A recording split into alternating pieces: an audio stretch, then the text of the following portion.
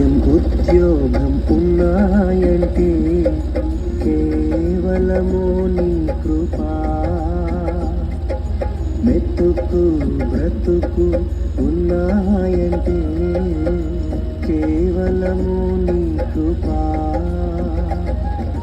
కృపతోనే రక్షణ ఇచ్చావు, నా క్రియల వలన కానే కాదు.